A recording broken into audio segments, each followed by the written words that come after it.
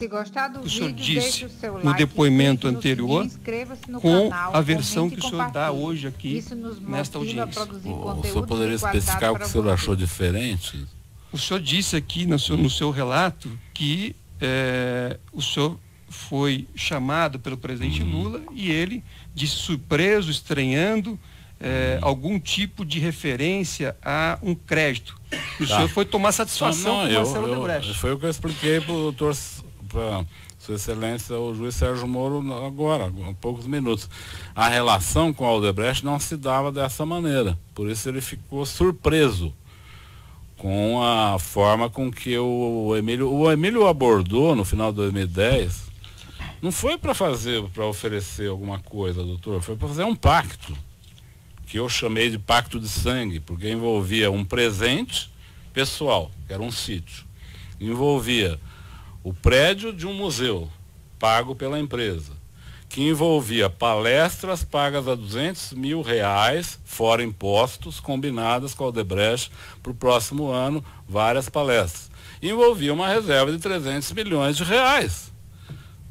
Certo. O presidente Lula me procurou. Eu ficaria surpreso também. Eu não estranhei a surpresa do presidente, mas ele não mandou eu brigar com o Odebrecht. Ele mandou eu recolher os valores. Correto. Só para lembrar, essa conversa que o senhor afirma ter ocorrido entre o ex-presidente Lula e o senhor Emílio Odebrecht, o senhor não estava presente? Não. Certo. Eu esclareci que quem me contou essa conversa foi o presidente Lula na manhã seguinte. Correto. E o Marcelo Odebrecht, quando eu falei com ele, confirmou que ele tinha pedido para o pai dele falar. Ele só teve divergência de valor. Ele falou, não é 300 milhões, meu pai se enganou. 300 é a soma daquilo que foi dado com aquilo que ainda tem disponível. E o pai do Marcelo, seu Emílio, disse ao presidente Lula que 300 milhões é o que estava disponível naquele momento. Então havia entre eles uma divergência. E eu algumas vezes conversei com o Marcelo sobre isso. Certo. Pediria só um pouco mais de objetividade do senhor. Quer dizer, o senhor confirma então que o senhor não estava presente nessa suposta conversa entre o presidente Lula e o senhor Emílio? Estava presente na conversa com o presidente Lula. Certo, mas não na suposta conversa. Não, na suposta não, está na agenda do presidente Lula. O senhor estava presente na conversa? Não, estou dizendo, a reunião está na agenda, as duas reuniões, uma do presidente Lula com o seu Emílio Odebrecht nos últimos dias de dezembro e outra no penúltimo dia de dezembro, dia 30, aí já com a participação da presidente eleita Dilma Rousseff, onde, vamos dizer, as amarrações políticas foram feitas por eles. Certo. E o presidente Lula, o Marcelo, depois o doutor Emílio, todos me falaram da reunião. Certo. A presidente Dilma. Eu vou repetir para o senhor a pergunta, porque ela é bem objetiva. Mas ele já respondeu, doutor. Ele já falou que não estava presente na reunião. Isso não existiu, doutor Moro, e eu queria um pouco de paciência para dizer uma coisa que está acontecendo no Brasil. Eu já disse, logo que eu vim aqui a primeira vez, que a desgraça de quem conta a primeira mentira é passar o resto da vida mentindo para justificar a primeira mentira. E aquele PowerPoint feito, dizendo que o PT é uma organização criminosa, que o Lula, por ser a pessoa mais importante, era o chefe, que, portanto, o governo do Lula foi feito para roubar, sabe? Merecia, na verdade, um processo contra quem escreveu aquilo, a serviço da opinião pública. Pois bem, o Palocci veio aqui, e eu vi o Palocci, só sabe que eu tenho uma profunda amizade com o Palocci há mais de 30 anos. Não é uma coisa de um dia. O Palocci foi meu ministro da Fazenda e prestou um grande serviço a esse país. Pois bem, eu vi atentamente o depoimento do Palocci. Uma coisa quase que cinematográfica, quase que feita por um roteirista da Globo, sabe? Você vai dizer tal coisa, os leads são esses, prepararam alguns leads para ele dizer, e ele foi dizendo, habitualmente, lendo alguma coisa, falando, sabe? E eu conheço o Palocci bem. O Palocci, se não fosse um ser humano, ele seria um simulador. Sim. Sabe? Ele é tão esperto que ele é capaz de simular uma mentira mais verdadeira que a verdade. Palocci é médico, é calculista, é frio.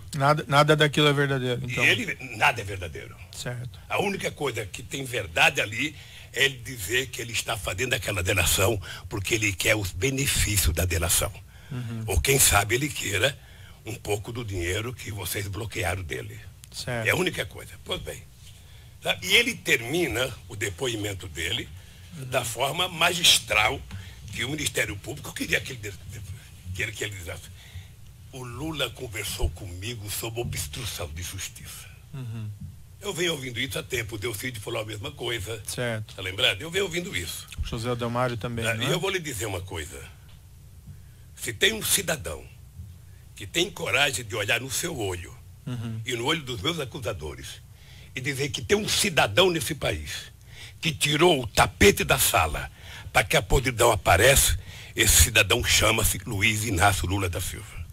Portanto, eu não admito que ninguém diga que eu tento obstruir a justiça, porque eu, se não acreditasse na justiça, não estaria fazendo política. Você disse também que o ex-presidente Lula afirmou, abre aspas, o poder judiciário não vale nada. O que vale são as relações entre as pessoas. Fecha aspas. Isso é correto? Correto.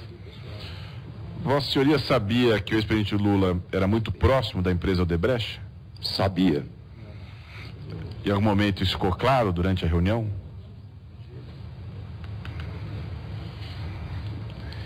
Não, ficou claro depois, né? Depois que eu saí de lá é que eu vi que estava claro.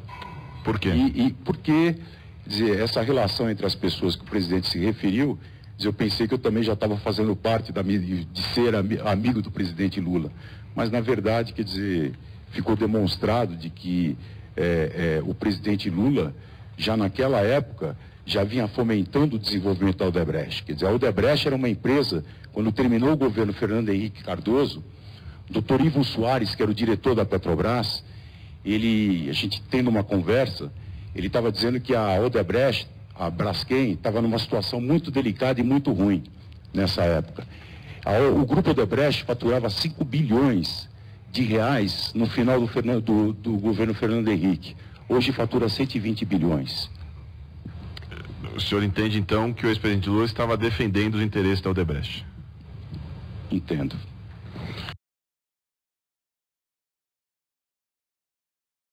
Nós temos uma Suprema Corte totalmente acovardada, nós temos um Superior Tribunal de Justiça totalmente acovardado, um parlamento totalmente acovardado, somente nos últimos tempos é que o PT e o PCdoB começaram a acordar e começaram a brigar, sabe?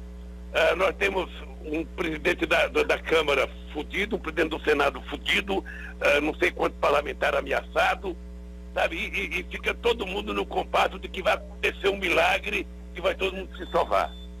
Eu sinceramente, estou assustado com a República de Curitiba. Senhor decano... Senhor presidente, pela ordem, eu gostaria de fazer um registro, se Vossa Excelência me permitir, não é? Os meios de comunicação revelaram ontem que conhecida figura política de nosso país, em diálogo telefônico com terceira pessoa, ofendeu gravemente a dignidade institucional do Poder Judiciário, imputando a este tribunal a grosseira e injusta qualificação de ser, abro aspas, uma Suprema Corte totalmente acovardada, fecha aspas. Esse insulto ao Poder Judiciário, além de absolutamente inaceitável e passível da mais veemente repulsa por parte desta Corte Suprema, traduz, no presente contexto da profunda crise moral que envolve os altos escalões da República, uma reação torpe e indigna, típica de mentes autocráticas e arrogantes, que não conseguem esconder, até mesmo em razão do primarismo de seu gesto leviano e irresponsável, o temor pela prevalência do império da lei e o receio pela atuação firme, justa, impessoal e isenta de juízes livres e independentes, que tanto honram a magistratura brasileira e que não hesitarão,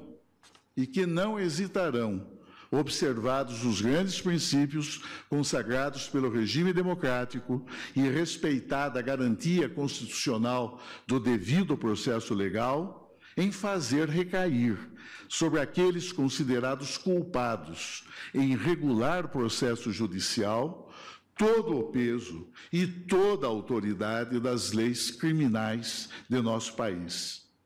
A República, senhor presidente, a República, além de não admitir privilégios, repudia a outorga de favores especiais e rejeita a concessão de tratamentos diferenciados aos detentores do poder ou a quem quer que seja. Por isso, senhor presidente e senhores ministros, cumpre não desconhecer que o dogma da isonomia, que constitui uma das mais expressivas virtudes republicanas, a todos iguala, governantes e governados, sem qualquer distinção, indicando que ninguém, absolutamente ninguém, está acima da autoridade das leis e da Constituição de nosso país, a significar que condutas criminosas perpetradas à sombra do poder jamais serão toleradas, e os agentes que as houverem praticado, posicionados ou não nas culminâncias da hierarquia governamental, serão punidos por seu juiz natural, na exata medida e na justa extensão de sua responsabilidade criminal. Esse, senhor presidente, senhores ministros, o registro que desejava fazer em meu nome. Eu cansei de viajar o mundo falando mal do Brasil, gente. Era bonito a gente viajar o mundo e falar, no Brasil tem 30 milhões de crianças de rua, no Brasil tem 30 milhões... A gente nem sabia, tem não sei quantos milhões de abortos, era tudo clandestino, mas a gente ia citando números, sabe? Se o cara perguntasse a fonte, a gente não tinha, mas a gente ia citando números. Eu não esqueço nunca, eu estava debatendo, o Roberto Marinho e o Jaime Lerner em Paris. Mas eu estava dizendo, porque no Brasil tem 25 milhões de crianças de rua. Eu era aplaudido calorosamente pelos franceses. Quando eu terminei de falar, o Jaime Lerner falou assim para mim, ô Lula, não pode ter 25 milhões de crianças de rua, Lula. Porque senão a gente não conseguiria andar nas ruas, Lula. Se o cara perguntasse a fonte, a gente não tinha, mas a gente ia tendo número. A coisa que eu me orgulho nesse país, e não bate a cabeça para ninguém, é que não tem nesse país uma viva alma mais honesta do que eu. É que não tem nesse país uma viva alma mais honesta do que eu. Uma viva alma mais honesta do que eu. Nem dentro da Polícia Federal, nem dentro do Ministério Público, nem dentro da Igreja Católica, nem dentro da Igreja Evangélica, nem dentro do sindicato, nem no meio de vocês. Pode ter igual, mas eu duvido. Se gostou do vídeo, deixe o seu like, clique no sininho, inscreva-se no canal, comente e compartilhe. Isso nos motiva a produzir conteúdo de qualidade para vocês.